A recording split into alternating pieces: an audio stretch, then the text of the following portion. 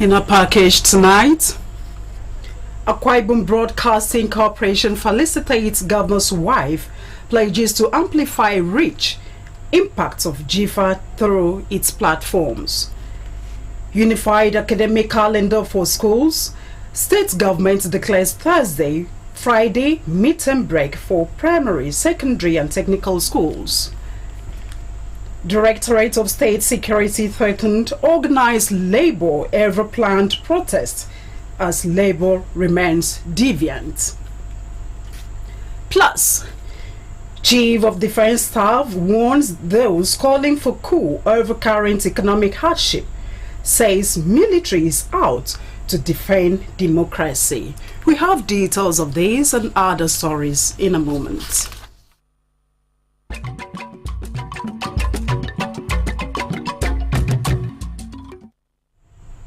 A very good evening to you. Thank you for joining us on our news tonight. My name is Juliet Richard. And I begin by telling you that the Director General, Management and Staff of Akwa Ibom Broadcasting Corporation, AKBC, have extended their felicitation to the wife of the Akwa Ibom State Governor, Pastor Patience Eno, on the unveiling of a paid project, the Golden Initiative for All, GIFA. The felicitation was contained in a release signed by the Public Relations Officer of the corporation, Mrs. Mercy David. According to the release, the milestone achievements represent the First Lady's love for Akwa Ibom people and a commitment to the service, empowerment, and positive change to the lives of all Akwa Ibomites. The release further noted that the First Lady's vision and dedication in establishing GIFA is commendable, as the corporation believes that the initiative will bring empowerment and improvement to individuals and communities across the state. In the release, the Director General Management and Staff of the AKBC said they are proud to identify with the governor's wife and pledged to collaborate and support a noble cause to amplify the reach and impact of GIFA through the corporation's platforms. The release wished the governor's wife continued success, more inspiration, and total commitment in her effort to create a better future for all through the Golden Initiative for All. The chairman of Akwa Ibom State Primary Healthcare Development Agency, Dr. Martin Akpan, has stated that the premium accorded primary healthcare in the Arise agenda of Pastor Umoino will guarantee universal health coverage and the attainment of Goal 3 of the United Nations Sustainable Development Goals. Dr. Akpan stated this in Uyo in an exclusive interview with AKBC 45 News after inspecting primary health care facilities in Ikorekbene and Ekat local government areas. The reports.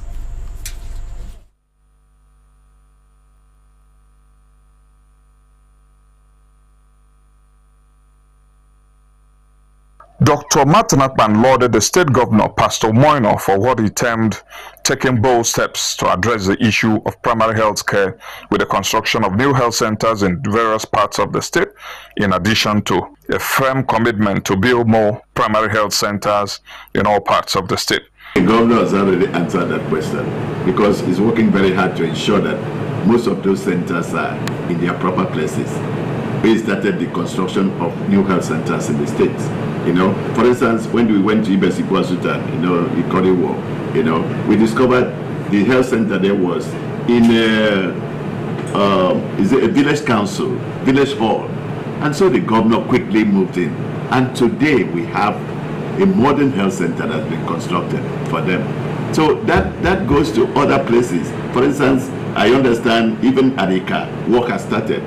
The Wellington Basiwe here end, work has already started. So that's exactly what is going to happen. We're going to move most of them out of those places because they're not good enough. On staff shortage, Dr. Okpan said the agency has recruited and posted 150 ad hoc midwives to areas of need. Dr. Okpan, who described the agency's recent tour of primary health centers in Ikorekpene and Eket local government areas as an eye-opener, listed the challenges observed and the plans to remedy same. The step we took because we have to have first-hand knowledge of what is happening in the primary healthcare centers.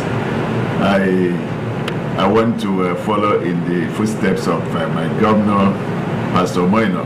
He doesn't sit in the office to administer all the time. It is administration by touring places to see things for himself. And so that was what we decided to do. And we visited Ikorekpene, we visited Eket yesterday, and we saw things for ourselves. And it was an eye-opener for us. I was really impressed by a number of things I saw. And I also noted some of the challenges which we are going to look into. It was bright, and we are training and retraining the health staff because one of the complaints we hear most of the time is that people don't get to the primary health care because of the staff are not very cooperative, they are not very friendly, and so on. We're trying to train them in that direction to make sure that they are well oriented. He sued for greater synergy between the local government chairman and primary healthcare coordinators, since local government chairman also chaired the primary healthcare advisory board in their domain. Dr. Okpan said such synergy will ensure that primary health centers have their business plans approved timely and are able to access the Basic Healthcare Provision Fund, which is funded by the federal government and donor agencies. What that means is that 1% of the consolidated revenue of federal government goes into that pool, and some funds from donor partners, and 45% of that fund now comes to the primary healthcare agencies. He emphasized that the creation of Akwa Ibom State Primary Healthcare Development Agency has brought primary health care in the state under one roof and has engendered seamless coordination. It was only after the federal government came up with the primary healthcare under one roof policy that it was resolved that every state should have the primary healthcare development agency and everything should come under one roof. We have not really been able to accomplish that in the state yet. The Ministry of Health, we've been able to bring the workers from the Ministry of Health and the programs there, the primary healthcare programs, to the agency. But that of the Local Government Service Commission, we've not been able to migrate them effectively to the agency yet. So the moment we have that in place, you see that everything will work seamlessly because you have one control, you have one plan, and you have one monitoring and evaluation department with the referral system working effectively. The Akwa Ibom State House of Assembly Committee on Special Project Monitoring and Implementation has invited stakeholders in the infrastructure, asset management and maintenance to a public hearing tomorrow. The invitation is contained in a statement signed by the chairman of the committee, Mr. Uwem Imoita. The statement says the hearing, which is scheduled to commence at 10 o'clock in the morning at the Old Chapel of the House of Assembly, is on a bill for a law to establish the Akwa Ibom State Infrastructure and Asset Management and Maintenance Agency and other matters connected therewith. It's further said the hearing will be declared opened by Speaker Udemotong and urges invited guests to be seated on time. Farmer groups in Oroanam local government area have received farm inputs of AKKs courtesy of the World Bank, the federal government, and Akwa Ibom state government. Paul reports that AKKs, which is an acronym for COVID-19 Action Recovery Economic Stimulus, is jointly funded by the state government, the federal government, and the World Bank to mitigate the effects of the recent pandemic.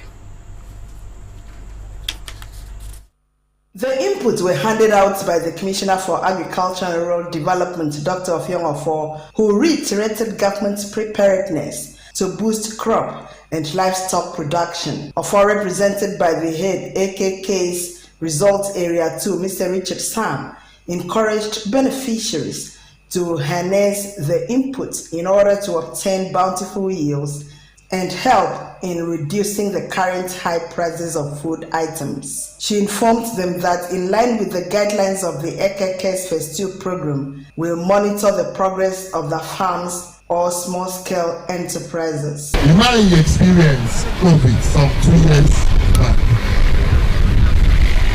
COVID did the aduke, young person beton like the same year. You can cook cottage industries, small scale. And I never them call them as only. We put over after that COVID. Government thought it wise that Asian was one who can in a very little way, government can make one. In their separate goodwill messages, the Director, Animal Husbandry, Dr. Namo Kwarok, the Transition Secretary, Oroanam Local Government Area, Mr. Dora Simon, and the Secretary, Ngawara Farmers Community Association, Mrs. Ekaite Sande, acknowledged Governor Moino's support to local farmers towards increasing agricultural production and thanked the donors of the farm inputs. Become government, Akwa Ibom State. Then I'm called Somi, my partner with World Bank to make these assets and inputs available to farmers. And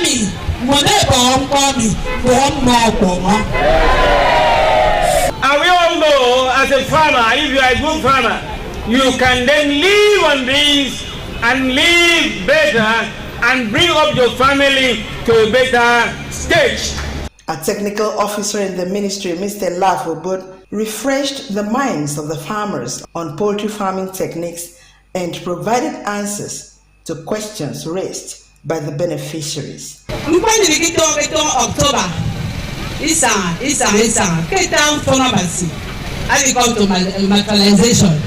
this state has reached our doorstep, and one of the beneficiaries of the Akwa Ibom State AKKs. AKK's Phase 2 is a COVID-19 Action Recovery Economic Stimulus sponsored by the Akwa Ibom State Government, Federal Government, and the World Bank to ameliorate the adverse effects of the pandemic. Eyageno Paul, KBC News. The Akwa Ibom State Ministry of Education has declared today, February 22, and tomorrow, February 23, 2024, as midterm break for the second term of the 2023-2024 school session. A release signed by the Permanent Secretary in the Ministry, Lady Reus Bassi, advised all public and private primary, secondary, and technical schools in the state to adhere strictly to the directive, as it is in compliance with the Unified Academic Calendar for schools. According to the release, the Commissioner for Education, Mrs. Idong Etiebed, wishes all pupils and students a fruitful break as academic activities will resume on Monday, February 29, 2024.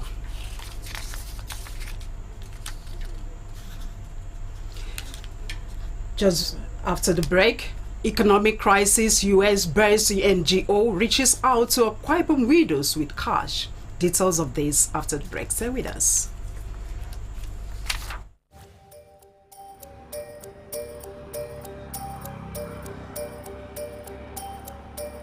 I just want your papers, please. Sir.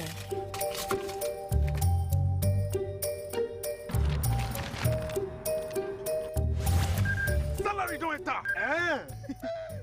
Yes, so And Monte never even reach safe. My salary plenty, oh. No wonder I no gree collect road job from my hand. Shut up, sir.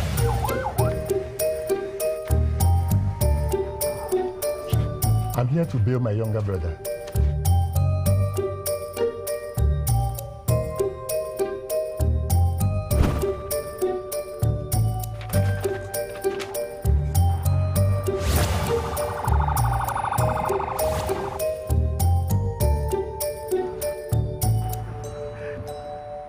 If it happen. With good laws, Proper funding, training, and cooperation. if it happen.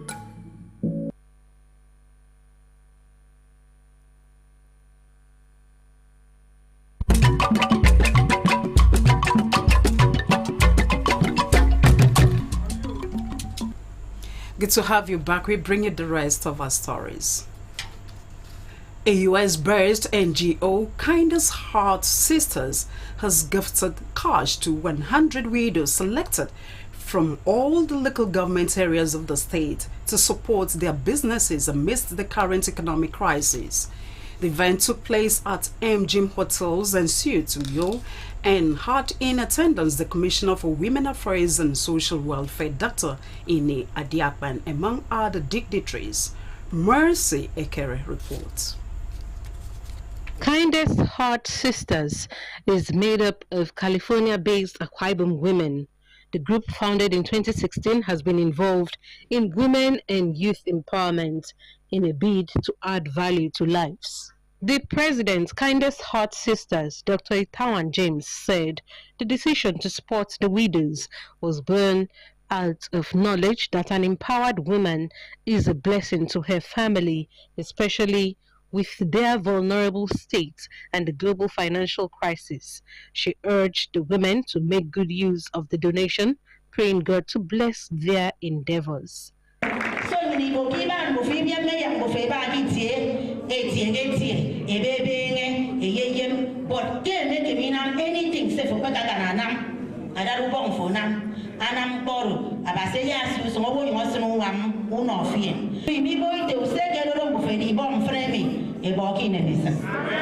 The special guest at the event and Commissioner for Women Affairs and Social Welfare, Dr. Ine Adiakpan, said the beneficiaries should consider themselves the chosen ones and make good use of the cash received, ensuring it yields fruit. Akwa Ibom women in diaspora, they didn't just forget about us. They went out there and they remembered us, and they felt they should come back and then give back to our communities.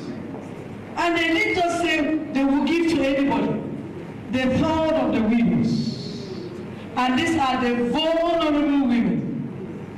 And we know that giving you the part they are given, you are going to make good use of it. Yeah. Guests at the event, including member representing Uran State constituency in the House of Assembly, Dr. Iteretam, founder African Women in Leadership Organization, AULO, Dr. Elisha Atai, former National Assembly member Mrs. Owidere Epotai, paramount ruler of Ukanafon engineer Amos Akpan, Pastor I.T. Dennis, amongst others, all commended Kindest Heart Sisters for the gesture, urging beneficiaries to invest well. And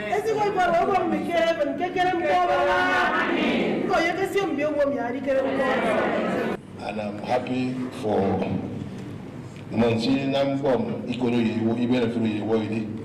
Kindest Heart Sisters. Kindest Heart children.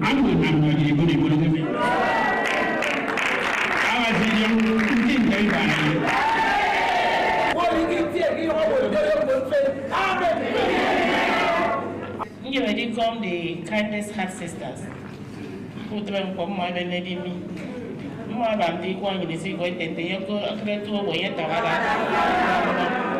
The elated widows who were presented cash gifts were all full of praises to the Kindest Heart Sisters.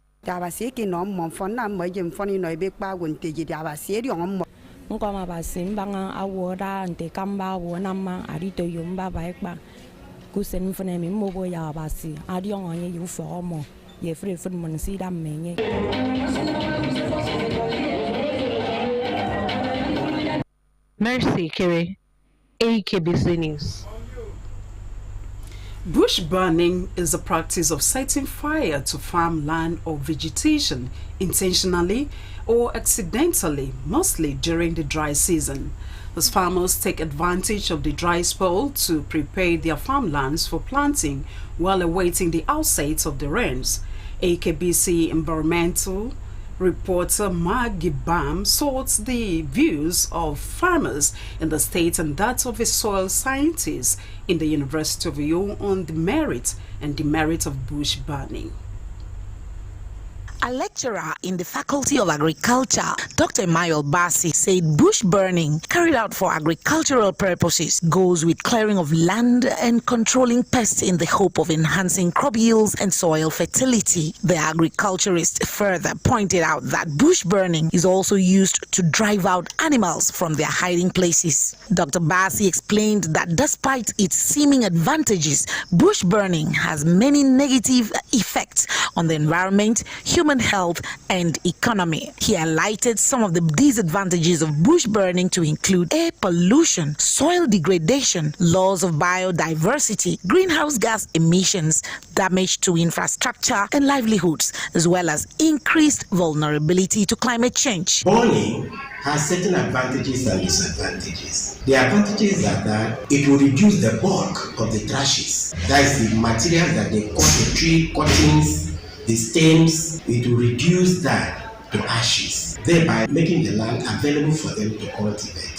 Certain vital organisms like the earthworm, insects are born during this period. Dr. Bassi advised farmers to protect the soil from losing its organic matters that are vital to fertility. He, however, emphasized the need to do away with bush burning in the state since the disadvantages outweigh the advantages. The Dawn, however, suggested that farmers should indulge in bush burning only when farmlands have been fallowed for over a decade or more to help reduce the bulk of the trash. Dr. Bassi called on government to safeguard the ecosystem from being destroyed as a result of bush burning by sensitizing the public to completely avoid burning farmlands during dry seasons. He urged the government to provide agricultural machinery to farmers to facilitate mechanized agriculture. Government can acquire land from communities as a project. Tell the communities each community should have a land set aside for agriculture. They will not allow the trees to grow to the point of having to be clearing after 3 or after 5 or 10 years. Rather, machines would go in there, plow, install under the trashes, which are not really tree or stems. Dr. Bassi said the government should also implement the Land Use Act of 1978 by mapping out agricultural lands in different local government areas for planting of specific crops in order to boost crop production and attainment of food sufficiency in Akwa Ibom. Dr. Bassi appealed to the state government to enforce zero bush burning as the practice infringes on various laws such as the National Environmental Standards and Regulation Enforcement Agency Act, NEA's REA, the National Policy and Environment, the National Forest Policy, and the National Climate Change Policy. Dr. Bassi explained that the laws and policies regulating bush burning are aimed at promoting sustainable land management and environmental protection. The head of department noted that the enforcement of these bush burning regulations are often weak and ineffective due to various challenges such as lack of awareness, resources, coordination, and political will. Most farmers within Ntariang confirmed they engaged in bush burning.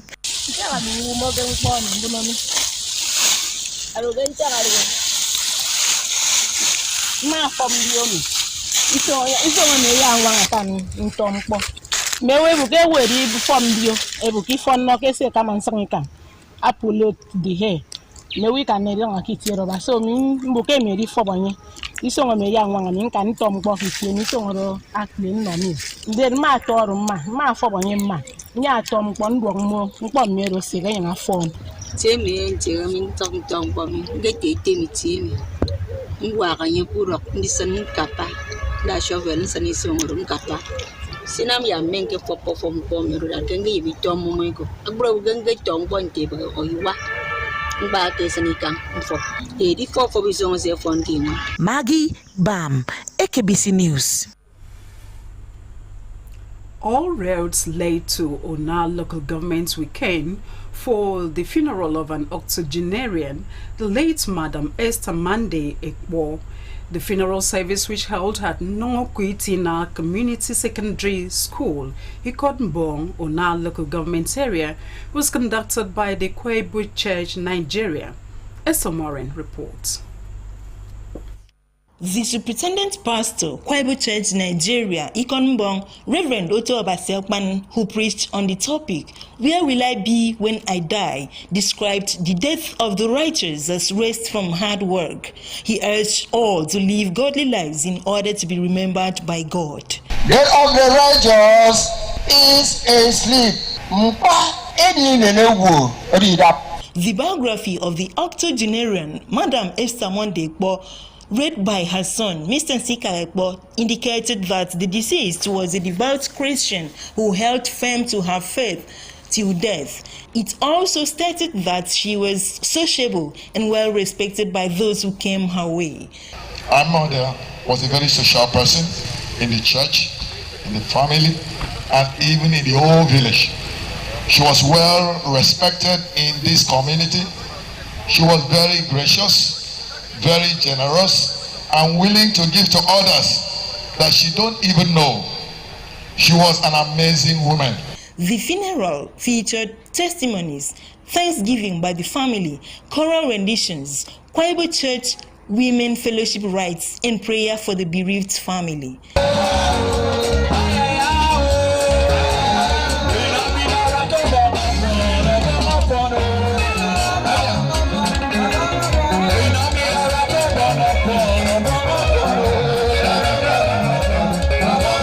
The remains of Madam Esther Monday Ekpo were laid to rest in a family compound, Ikotenbong, in Ona local government area.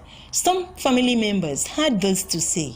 As a Christian, as a mother, as a grandmother, as a great-grandmother, Mrs. Madam Esther Monday Ekpo was a great woman. So may her soul rest in peace. Look at this event. Look around. You know that Mom was a good person. Indian song good kilong. This song good for Obasi. And I'm going to work with people Obasi. Don't tell them never Yabasi. I will go home. Again, I'm taking on. Esther Omorin, AKBC News. Moving on to national scene, the Chief of Defense Staff, General Mustafa Musa, has warned that the law would go after those he described as evil people calling for a coup in Nigeria due to the current economic hardship in the country. General Musa handed down the warning after inaugurating the main entrance of the 6th Division Nigerian Army and Officers Transit accommodation at the division headquarters in Port Harcourt, Rivers State. The Army Chief assured of the commitment of the armed forces towards the sustenance of democracy in Nigeria.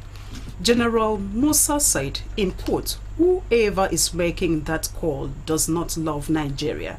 We want to make it very clear that the armed forces of Nigeria are here to protect democracy." End of quote.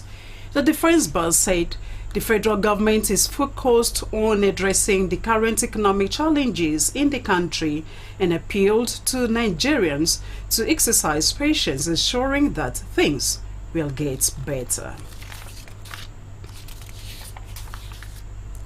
The Department of State Services, DSAs, has asked organized labor to shave its planned nationwide protest over high cost of living and sundry issues in the country in the interest of peace.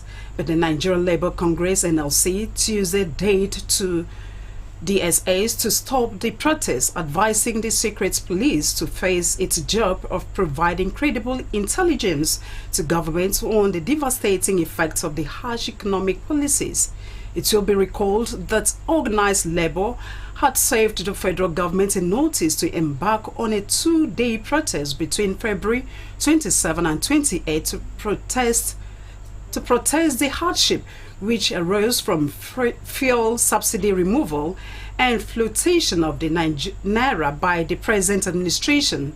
By reacting But reacting to the protest notice in a statement yesterday, the DSA said while it is the right of the labor movement to embark on protest, the body should not go ahead with it so as not to further jeopardize the prevailing situation in the country. The statement, signed by the DSA's Director of Public Relations and Strategic Communication, Dr. Peter Afunaya, said while the service recognizes such action as the legitimate right of the labor movement, it however urges the body to shape the plan in the interest of peace and public order. The DSA further called on parties to pursue dialogue and negotiation rather than engaging in conduct that could heighten tensions and worsen the socioeconomic situation across the country. It also cautioned all sectors, including political parties, opposition groups, religious and traditional institutions, civil society and non-governmental bodies to eschew violence, demonstrate leadership and statesmanship in these challenging times. The Nigerian Senate has confirmed the 12 members of the Monetary Policy Committee (MPC) of the Central Bank of Nigeria (CBN) at its plenary on Thursday. The confirmation follows the consideration of the report of its Committee on Banking, Insurance and Other Financial Institutions presented by the chairman, Senator Adetokunbo Abiru. Those confirmed are Ale Olayemi Kaduso, CBN Governor, Chairman, and 4 Deputy Governors of CBN, Muhammad Sani Abdullahi, Bala M. Bello, Eme Musoro, and Philip Ikwezo as members. Other members are Lamidu Juguda, Jifaja Lydia Shehu, Mutala Sabo, Sagari Aloysius Uche Odu, Aku Pauline Ademukemulu, Mustafa Akimume, and Bandele A.J. Amu. The confirmation followed the nomination by President Bola Tinubu in a letter to the Senate on February 14, 2024. The President's request was referred to the Committee on Banking, Insurance and Other Financial Institutions, on which screened the nominees. The chairman of committee, Adetokunbo Abiru, while presenting the report, said the committee found all the nominees adequately qualified and that they were cleared by the Nigeria Police and the Department of State Service DSAs, adding that the committee did not receive any petition against any of the nominees. Abiru also said the CBN governor and the 4 deputy governors who were screened and confirmed recently before the appointment did not need to be screened again.